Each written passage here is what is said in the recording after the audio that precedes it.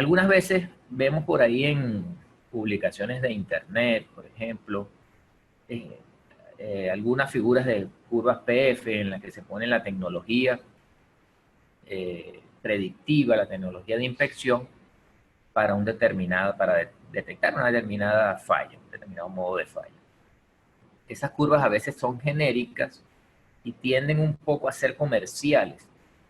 Bien, entonces es importante aclarar que toda curva PF es para un modo de falla, no es una curva genérica, es para un modo de falla.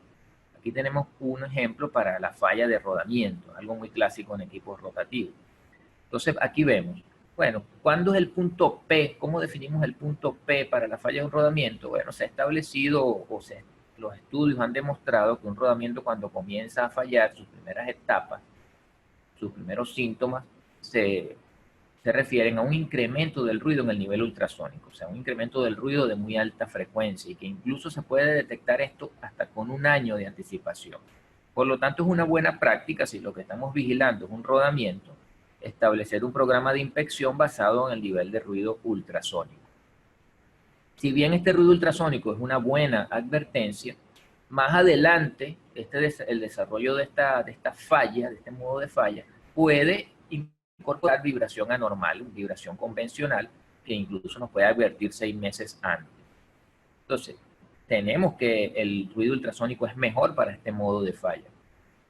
Las vibraciones convencionales lo advierten un poco más tarde. Entonces es cuestión de recursos. Tenemos el recurso para ir a este nivel de P. ¿Vale la pena ir a este nivel de P desde el punto de vista técnico y desde el punto de vista económico? Son las preguntas que hay que responder. Si este síntoma se sigue desarrollando, obviamente esa fricción que se convierte en vibración luego se va a convertir en calor. Entonces, obviamente, si estamos monitoreando un rodamiento en base a la temperatura, vamos a advertir más tarde el problema y vamos a tener mucho menos tiempo para intervenir el activo, para planificar un mantenimiento preventivo o correctivo para solucionar ese problema. Y así vamos avanzando. Luego ese ruido que antes era ultrasónico se traslada al rango sónico y podemos escuchar ese rodamiento sonando. Cuando nos llama el operador, que escucha un ruido extraño en la máquina, obviamente la falla no ocurrió en este momento cuando se escucha, ¿verdad? Es todo un proceso de desarrollo de esa falla para llegar a este evento final. Si continuamos avanzando en el deterioro, bueno, ya la temperatura se hará palpable al tacto y podremos ver incluso síntomas de ese rodamiento con nuestros propios sentidos, síntomas de falla de ese rodamiento con nuestros propios sentidos.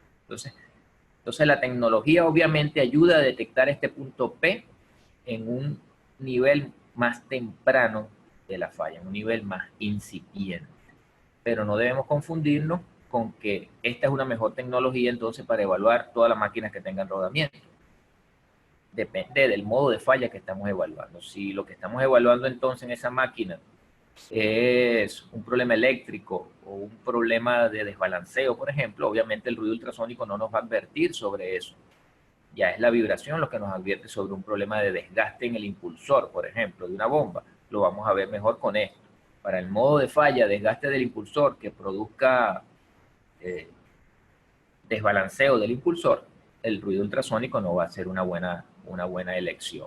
Es por eso que las máquinas, las distintas máquinas se evalúan con distintas tecnologías, no porque una sea mejor que otra, sino porque cada una de ellas ve cosas diferentes, ve las etapas de falla o los síntomas de la falla de forma diferente. Entonces hay que analizar el modo de falla y sus síntomas para definir adecuadamente ese punto P.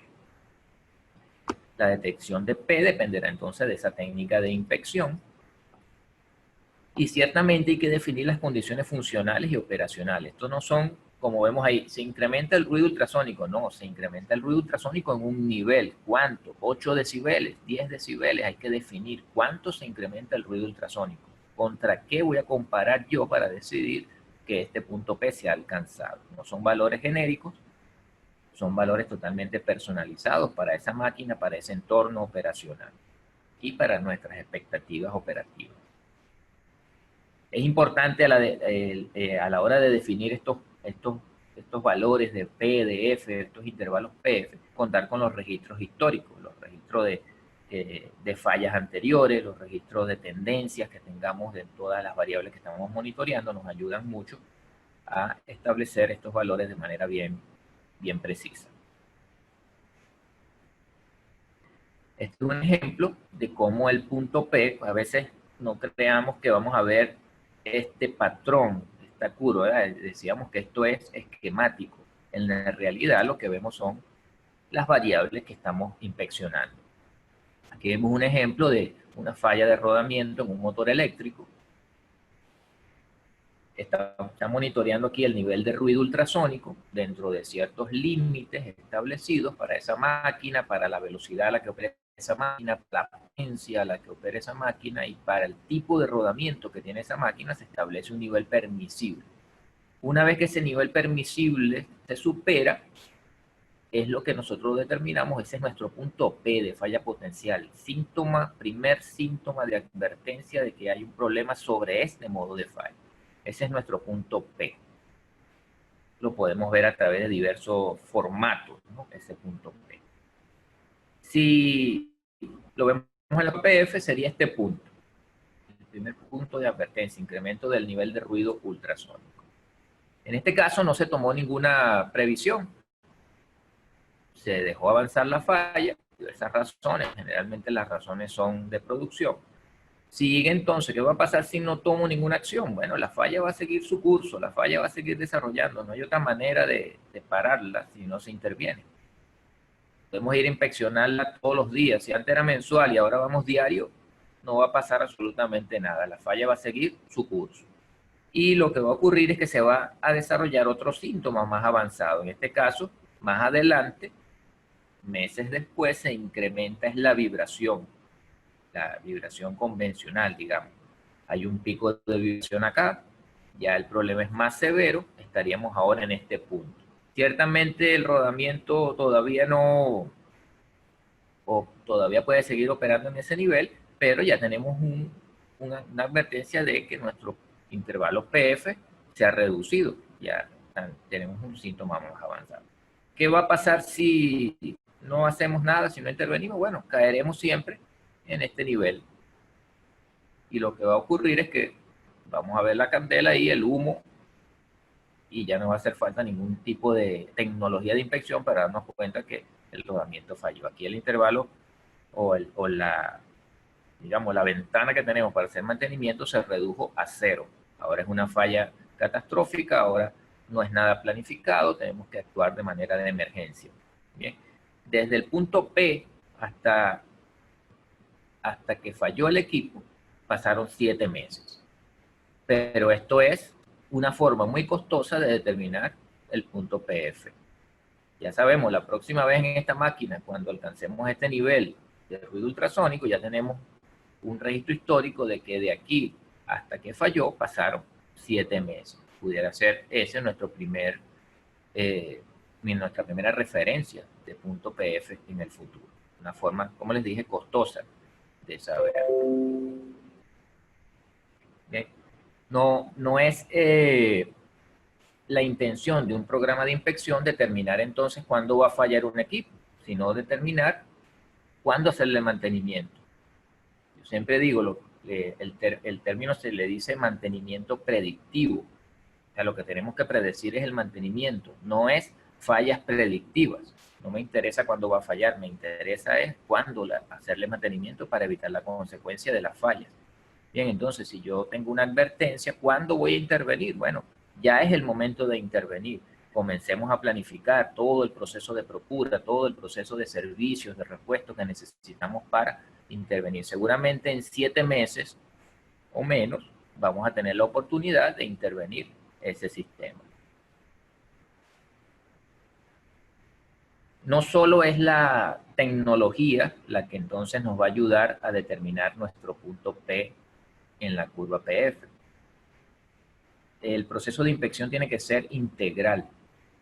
A veces pasamos por alto los pequeños detalles y eso también tiene que entrar dentro del plan de inspección. el proceso MCC, el proceso RCM, enfatiza mucho sobre la seguridad. La seguridad es una palabra que se nombra muchas veces. Después de mantenimiento y después de confiabilidad, la palabra seguridad es la que más se nombra en el informe de RCM o en los libros de RCM2. Por lo tanto, es una prioridad para la inspección establecer parámetros de seguridad. Y cosas tan pequeñas como esta, involucrar al personal de seguridad en nuestras inspecciones es bien importante. Aquí tenemos un ejemplo de el modo de falla fuga de aceite en una cajera, por ejemplo. Eso puede comenzar con una pequeña mancha de aceite en el piso o incluso en la propia máquina, que pasa desapercibido y que ninguna tecnología la va a detectar como nivel de vibración, como nivel de ruido o como nivel de temperatura. Simplemente es una pequeña fuga ahí. Esa fuga se va a incrementar porque si no solucionamos el problema, lo que va a aumentar la severidad de ese problema. Y esa pequeña mancha se va a convertir luego en un charco que el personal de seguridad puede advertir como una falla. Pero eso para el operador o para el mantenedor todavía no es una falla, o para el inspector, si no tiene la amplia visión de evaluar en conjunto todas las variables que afectan la condición de un equipo. Obviamente, al haber mayor severidad de esa fuga, vamos a tener un bajo nivel de aceite que notan los operadores. Los mantenedores van a corregir ese nivel de aceite, no corrigen la fuga, pero corrigen el nivel, que es la consecuencia, no corrigen la causa, sino la consecuencia. Y pueden ellos notar como un problema el alto consumo de aceite. Más adelante, cuando falle este sistema de reposición de nivel, el rodamiento se va a sufrir, y entonces venimos con nuestras altas tecnologías de monitoreo de ruido ultrasónico, de vibraciones, a darnos cuenta de que tenemos fricción. Y encontramos, si lo hacemos basado eso en ruido, encontramos entonces el problema de la fuga mucho más avanzado. Bien, entonces se trata de integrar todo este tipo de variables para anticipar pequeños problemas que van a desencadenar en grandes fallas. Entonces la tecnología hay que tener claro que ve los síntomas. Esta tecnología ve los síntomas, pero no ve las causas. Las causas tenemos que analizarlas, entrar en un proceso de análisis para corregirlas. La inspección entonces debe ser integral y complementarse todas estas variables de estado. La inspección se debe alinear con las expectativas, con los estándares de desempeño, de seguridad, con priorizar la seguridad, no solo la producción.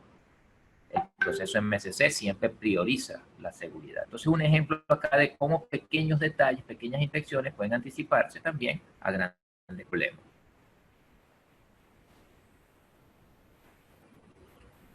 El PF, el tiempo PF, es difícil de obtenerlo, no hay tablas que nos digan eso, a menos que se simule el proceso de falla, es difícil establecer cuál es ese proceso PF. Entonces, una de las formas, digamos, más precisas de establecer ese tiempo PF, ese intervalo PF, es a través de la experiencia, a través de aprender de las fallas que se han presentado en las plantas. ¿Bien? Entonces, cada vez que tenemos digamos, históricos, estos históricos revisados en el tiempo nos pueden ayudar a determinar el punto P óptimo. Bien, si bien las máquinas pueden soportar ciertos niveles, si nosotros anticipamos esos niveles de manera más temprana, vamos a tener una mayor cobertura para el mantenimiento.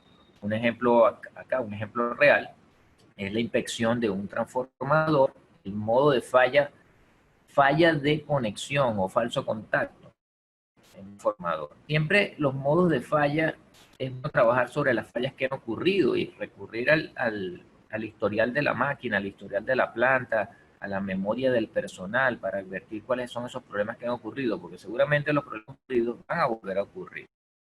Entonces, en este caso, el problema falso contacto o el modo de falla falso contacto, aquí lo advertimos como un pequeño cambio de temperatura.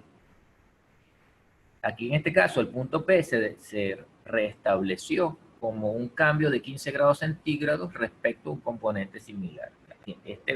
Este conector tiene 15 grados más que el otro conector más frío. Ya eso es una anormalidad, ya eso es una falla potencial. Ya tenemos que ir tomando nuestras previsiones. Me interesa saber que esto va a fallar dentro de vamos a ver cuánto fue, 9 meses. Entonces no voy a tomar acciones sino hasta el mes 8. Bien, no, ya tengo un problema. Si yo corrijo este problema aquí, esto significa menos tiempo de parada, menos repuestos, menos exposición a la inseguridad, digamos, a problemas de seguridad. Y obviamente no tenemos el espacio o la disponibilidad para intervenirlo en esta oportunidad, pero bueno, sabemos que tenemos un tiempo importante para comenzar esa planificación. Muchas veces esto no se hace es por desconocimiento, porque dicen, bueno, tenemos que parar.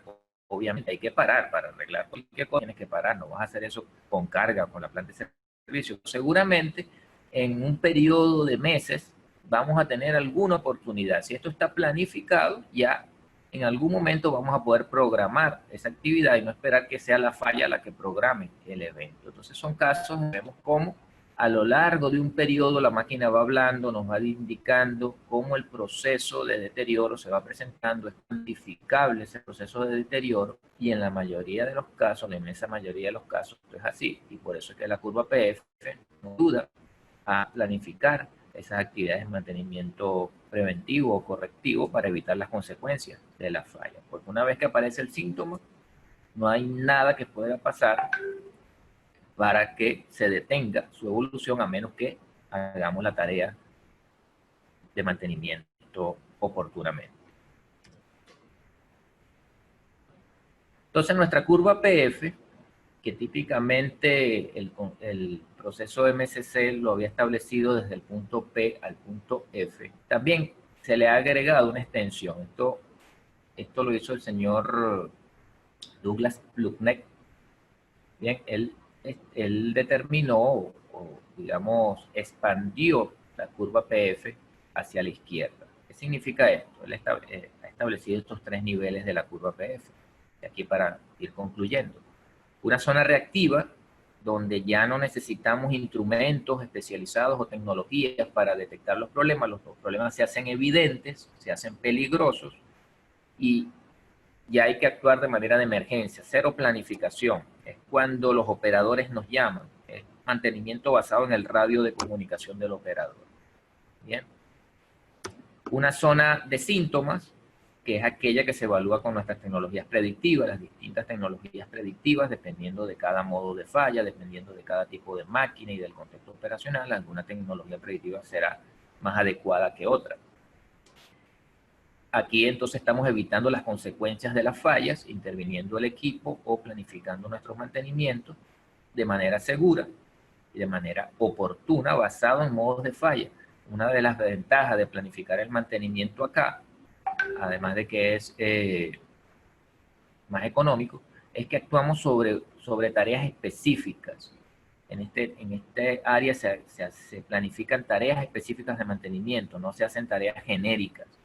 Bien, entonces vamos a corregir un modo de falla particular, un modo de falla característico y eso requiere entonces un procedimiento particular, unas herramientas particulares, repuestos particulares, un mantenimiento centrado en ese modo de falla.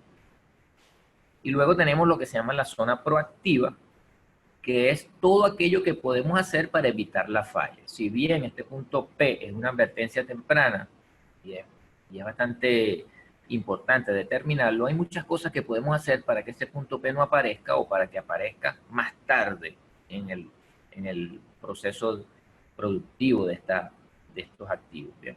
Son todas estas acciones de mantenimiento de precisión asociados a la lubricación, a una buena alineación, a un buen balanceo, a especificaciones de torque, limpieza incluso, procedimientos de precisión de ensamblaje y montaje, cómo montamos los rodamientos, cómo se lubrican, cómo se aplica torque a las conexiones, cómo es el proceso de alineación. Todo eso son cosas o actividades que nos ayudan a mejorar la operación de la planta, del activo y obviamente extienden la aparición del punto P. Bien, entonces la curva PF se ha extendido a una curva que ahora la llaman IPF, comenzando desde la instalación, que es lo que significa la I, desde la instalación del sistema. Bien. Para llegar ahí, a esta zona proactiva, es necesario analizar. Bien. Los problemas no se solucionan con mantenimiento. podemos hacer mucho mantenimiento y lo que estamos corrigiendo básicamente son las consecuencias de la falla, son los síntomas. Para corregir los problemas debemos hacer es análisis, analizar esos problemas y entonces corregir la causa raíz de esos problemas. En conclusión, en el desarrollo de la curva PF hay una cosa cierta. La severidad del problema se incrementa con el tiempo. Si no actuamos, el problema avanza. El desgaste es progresivo, y no solo progresivo, es acelerado. Mientras más avanza el tiempo, el problema se incrementa con mayor velocidad. Si no se interviene, el equipo fallará funcionalmente. No hay manera de evitar eso. Si se presenta la falla funcional, habrá mayor daño colateral en los equipos, en el entorno del equipo, será más costoso, mucho más tiempo de mantenimiento, más afectación a la seguridad. Mientras más tarde se intervenga, mayor será el costo.